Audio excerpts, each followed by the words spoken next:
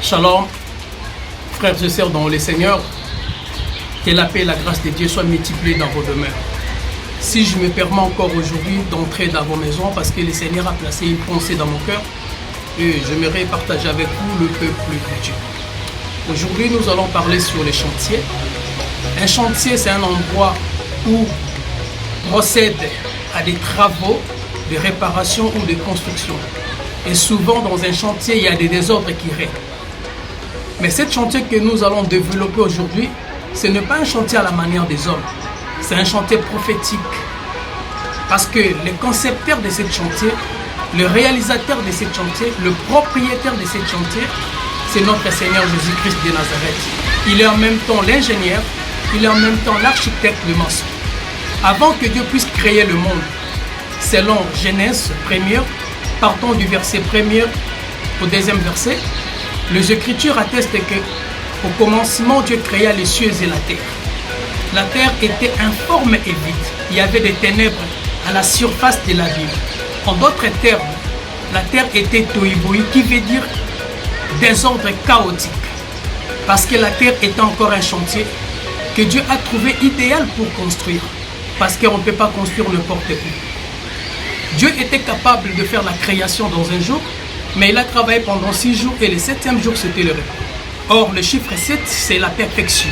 Dieu prend toujours les choses dans le néant pour ramener à la perfection. Bien-aimé dans le Seigneur, pour que Adam devienne une âme vivante, Adam était d'abord un chantier que Dieu a construit avec ses propres mains. Étant le potier, il est le maître de l'argile, selon Romains 9, verset 21. Dieu a rassemblé tous les matériaux, qui veut dire le poussière de la terre, pour que Adam soit une habitation de son esprit. Une habitation parfaite de son esprit. Comme nous savons, Dieu n'habite pas dans des temples faits de mains d'hommes. Bien-aimés dans le Seigneur, posons-nous maintenant une question de savoir.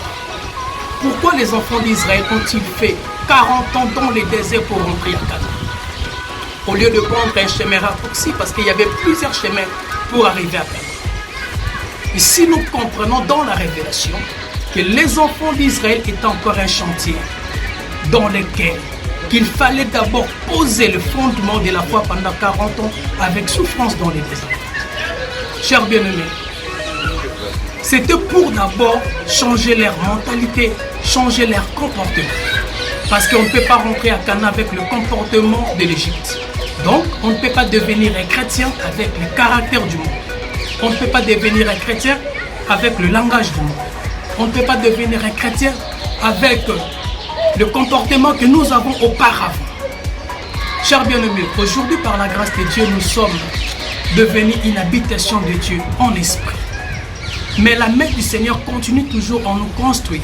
Or, comme nous savons, une main à 5 doigts, donc les 5 ministères sont les doigts de Dieu qui travaillent pour nous ramener à la perfection de notre salut. Et pour arriver à la stature parfaite de Christ, selon Ephésiens 4, 11 à 13. Mais autrefois, avant de recevoir Christ dans nos vies, nous étions des chantiers tohu-bohu, des chantiers ténébreux, des chantiers en désordre. Parce qu'un chantier, aussi longtemps un chantier reste un chantier, n'aura pas de valeur aux yeux du monde. C'est la même chose. Une personne qui n'a pas Christ, cette personne n'a pas de valeur aux yeux de Dieu. Quelle que soit la richesse qu'il peut posséder, quelle que soit la richesse qu'il peut avoir, quelle que soit la statut social qu'il peut avoir dans la société, mais devant Dieu, aux yeux de Dieu, il est tohu-bohu, qui veut dire c'est un chantier ténébreux. Car le ténèbre couvre sa vie. Et là où il y a l'absence de la lumière, c'est un endroit obscur dirigé par le diable. Parce que c'est une habitation de démons et de mauvais esprits. C'est un endroit très sale et bizarre. Quand tu es un chantier tohu-bohu, désordre, parce qu'il y a l'absence de la lumière. Or, c'est le Saint-Esprit qui amène la lumière dans nos vies. Raison pour laquelle, quand on reçoit Christ dans nos vies, le Saint-Esprit qui est l'architecte par excellence, il nous convainc du péché, bien-aimé. Jean 16, verset 8. Pourquoi le Saint-Esprit nous convainc du péché? Pour que nous ne soyons plus un chantier tohu-bohu, mais que nous devenons une habitation de Dieu en esprit, bien-aimé. La Bible déclare dans le livre de 1 Corinthiens 3, verset 16, « Ne savez-vous pas que vous êtes le temple de Dieu et que l'Esprit de Dieu habite en vous ?» Ephésiens 2, à partir du verset 20 à 22, mais je prends seulement le verset 22, la Bible déclare qu'en lui vous êtes aussi édifiés pour être une habitation de l'Esprit. Bien-aimé, le fait que maintenant nous sommes une habitation de Dieu en esprit, nous devons marcher dans la sanctification. Nous devons marcher dans la sainteté. Nous devons marcher dans la pureté. Parce que nous sommes un temple de Dieu. Bien-aimés dans le Seigneur, pourquoi le diable nous combat? Le fait que Dieu met l'ordre dans nos vies, le diable n'est pas content. Le diable n'est pas du tout content. Car son objectif est que nous puissions rester toujours un chantier des autres. Tohibohi, quand je dis un chantier des autres, ça veut dire mener une vie des autres. Une vie de débauche, une vie de péché. Parce que ça lui permet de contrôler, de dominer, de diriger notre vie, bien-aimés dans le Seigneur. Nous devons faire très attention. Jean 10, chapitre 10, la Bible dit que le voleur vient que pour dérober, égorger, détruire. C'est le diable, bien-aimé. Quand le diable vient dans notre vie, c'est pour nous détruire, c'est pour égorger, bien-aimé dans le Seigneur. C'est à cause de lui que Adam fut chassé dans le jardin d'Éden. Parce que l'habitation d'Adam était devenue sale. Et le fait que nous portons aussi un corps adamique, selon 1 Corinthiens 15, 22, la Bible dit que comme tous meurent en Adam, et de même aussi tous revivront en Christ. Raison pour laquelle le Seigneur Jésus-Christ, lui qui est le véritable Adam, il devait venir en fait pour détruire l'habitation du premier Adam sur la croix de Golgotha. Jésus-Christ est devenu lui-même un chantier tohibohi, un chantier des autres bien-aimés sur la croix de Golgotha, qui veut dire qu'il a porté nos péchés, bien-aimés dans le Seigneur, pour que nous devenions une habitation parfaite de son esprit. Raison pour laquelle dans l'ancienne alliance ou dans les sacerdoces mosaïques aroniques, le Saint-Esprit n'était pas permanent dans la vie des gens, bien-aimés dans le Seigneur, parce que l'habitation du premier Adam était devenue sale tohibohi. Raison pour laquelle, après la résurrection de Jésus, Jésus a rebâti cet hôtel, a rebâti cette habitation, a rebâti cet temple que nous portons le corps, bien-aimé dans le Seigneur. C'est pour cela que le Saint-Esprit est permanent. Parce que nous sommes dans les sacerdoces royales, bien-aimés dans le Seigneur. Mais il est aussi vrai que quand on reçoit Christ dans un premier temps, nous sommes un bébé spirituel. Nous sommes un chantier que le Seigneur il est en train de construire. Mettre d'abord de fondations, mettre d'abord de fondations solides, pour que nous puissions résister aux tempêtes de la vie, bien-aimés. C'est pour cela que la parole de Dieu, bien-aimés, doit changer les décors de nos vies. La parole de Dieu doit nous transformer. Et d'ailleurs, de Corinthiens 5, verset 17, la Bible nous dit que si quelqu'un est en Christ, il est une nouvelle créature. Les choses anciennes sont passées, voici toutes choses sont devenues nouvelles. Parce que Christ crée en nous une nouvelle idée, Christ crée en nous une nouvelle nature. Christ crée en nous un nouveau comportement. Il change notre perception de voir les choses, bien-aimées, parce que nous sommes devenus une nouvelle créature en Christ. Mais il y a une marche à suivre, car la conversion c'est tout un processus, bien-aimé. La conversion c'est tout un processus. On ne peut jamais construire une maison dans un jour, bien-aimé. C'est pas possible, bien-aimé. Je prends un exemple. Joseph ne pouvait pas devenir premier ministre en Israël du jour au lendemain parce que Joseph était encore un chantier.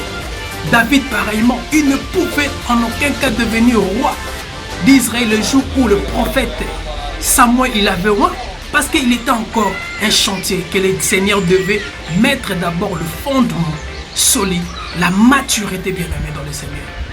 C'est vrai, pendant le moment où le Seigneur il est en train de bâtir une maison dans nos vies, bien-aimés, ça peut arriver, les gens peuvent se moquer de nous, oui, parce que c'est un moment douloureux, c'est un moment très difficile. Parce que pour devenir une habitation de Dieu, tu dois passer par le brisement, bien-aimé. Et souvent, nous n'aimons pas le brisement. Mais c'est la manière que le Seigneur procède, bien-aimé dans le Seigneur, pour avoir la maturité. Parce que aussi longtemps un enfant, il est encore un enfant. Bien qu'il est héritier, il ne se diffère rien d'un esclave. Tu dois devenir d'abord fils. Alors fils, c'est la maturité. Parce qu'en réalité, nous sommes les champs de Dieu.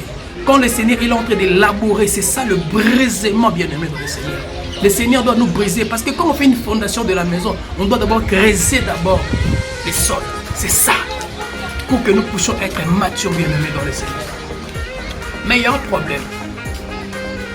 Ne croyons pas que le fait d'aller à l'église fait de nous une habitation de Dieu bien-aimé. Non, c'est archi faux.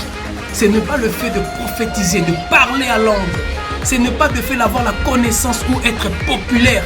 Ça fait de nous une habitation de Dieu. Non, bien-aimé dans le Seigneur.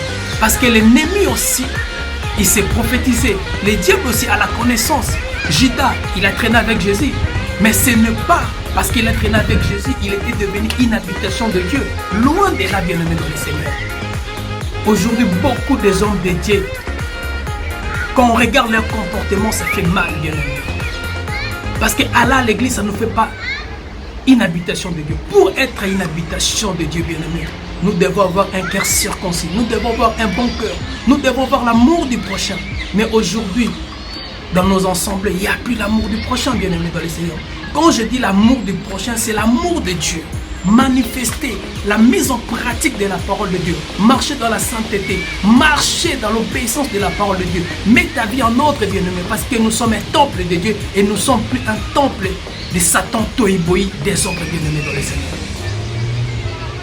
Bien-aimé, examine-toi toi-même. Regarde en toi. Regarde ta vie. Es-tu un chantier que le Seigneur est en train de construire? Ou bien tu es un chantier ténébreux, Tohiboï? Bien-aimé, je vous dis la vérité. Si vous êtes encore un chantier Tohiboï, c'est le moment. Moi, je suis un chantier que le Seigneur est en train de me construire, bien-aimé dans le Seigneur. Je ne suis pas parfait, oui, bien-aimé. Je le sais. Mais le Seigneur, il est en train de me construire. C'est lui le potier. Il me donnera la forme voulue par sa volonté, bien-aimé dans le Seigneur. Bien-aimé, si tu demeures un chantier Tohiboï, donc ça veut dire que tu es un lieu aride, bien-aimé dans le Seigneur. Là où le démon, ils font les réunions dans ta vie. Est-ce que le Seigneur t'a créé pour vivre dans le péché? Tu es venu dans le monde pour critiquer les gens, pour insulter les gens, pour vivre dans l'impudicité, dans la débauche, bien-aimé dans le Seigneur, pour parler mal des gens, bien-aimé dans le Seigneur. Si quelqu'un qui parle mal des gens, c'est un chantier Tohiboï. Un chantier qui a des désordres parce que ta vie, c'est une vie de péché. Laisse-moi te dire, si tu continues comme ça, il y a l'enfer qui t'entend, bien-aimé dans le Seigneur. On ne se moque pas de Dieu. C'est que l'homme aura semé, il le moissonnera. Bien-aimé, le Seigneur te donne encore une occasion. Il veut que tu puisses devenir le temple de son esprit. Que le Seigneur vous bénisse. C'était votre frère, le frère Patou. À la prochaine. Merci.